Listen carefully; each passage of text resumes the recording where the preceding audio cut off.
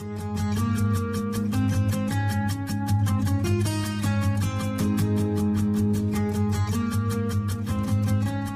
were talking about teams, and we're talking about teaming, which is a new term, really, for a lot of folks. They may not know what that means.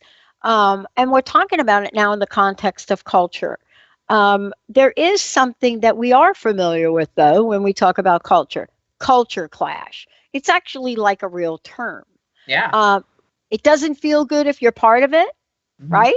No. What is it? And what is it that you've discovered you could do to help organizations? Can it even be repaired? I don't know. It can be repaired, absolutely. So culture clash, we're familiar with it in terms of someone moving to a new country, and we'll talk about, I felt a lot of culture clash because this was so foreign to me, it was so unfamiliar. And in teaming, it happens because sometimes teams you might have 3 organizations coming together on a project. Let's say it's a big construction project, architectural project, something like that. It requires lots of different disciplines. And you could actually have a culture clash between the teams because those organizations are different, or maybe you have a sales team, an engineering team, a design team of some kind. So we're really talking about the culture of those specific teams or organizations literally clashing, meaning there's conflict, people aren't appreciating differences, they don't understand how to work together effectively. And for whatever reason, in our societal culture, there's still a lot of feeling that difference is bad. And so we'll see that on teams, we'll see that among organizations, versus looking at it and saying, wow, isn't that interesting that this team or this person's really different? What can I learn from this? How can we start to see where we have some commonalities? How can we start to see our differences as perhaps benefits? And I wonder if we can talk about this for a minute, because it's not just like cultures clashing. There are so many layers of this. I mean, it could be culture, subculture, one department, another department. It could be a merger, an acquisition, or it could be a team that simply reorganizes. I mean, I went through this in the phone company. And, when you take an organization that's used to working together and you say, wait a minute, now you're going to move over here, folks. You're going to have a different vice president, right? We don't even stop to think about the impact of that. We really don't. And that it's not so much that it happens, it's how as we talked about before, it's how it happens. Yeah. I mean, I think most people, there are always exceptions. And I think most people can handle most changes if they feel respected, they feel informed, they feel that the communication's been, I always say, feel like you're over communicating, and you'll probably be where you need to be when there's change, because people don't hear it the first 3 times, or they don't, so many things happen because they're feeling distressed. And I think that gets overlooked. They're like, oh, it's work, people just have to deal with it. Well, they're human, so they're not going to just deal with it. They will feel distressed. They will feel upset. They will feel scared and threatened. And when we're human, when we do that, we are not as productive. We're not as calm. We're not as creative. And that's a lot of the reasons we have culture clash, why mergers don't work, why there can be, like you said, there can be 2 subcultures clashing within an organization. Yeah. Because we don't take into account the human element of it. I want to ask you this question.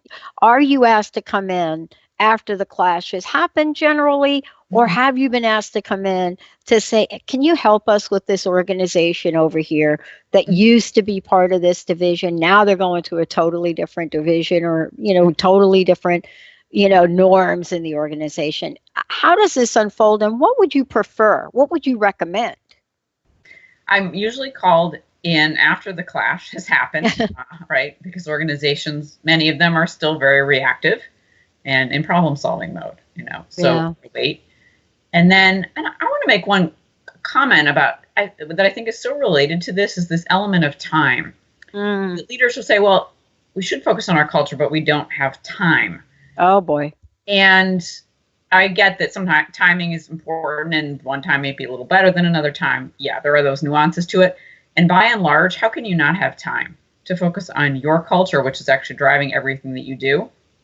And so the same can come up with the concept you were just talking about, is how do organizations do this well? How do they start to understand that they actually need to plan? They need to be proactive in terms of actually planning change.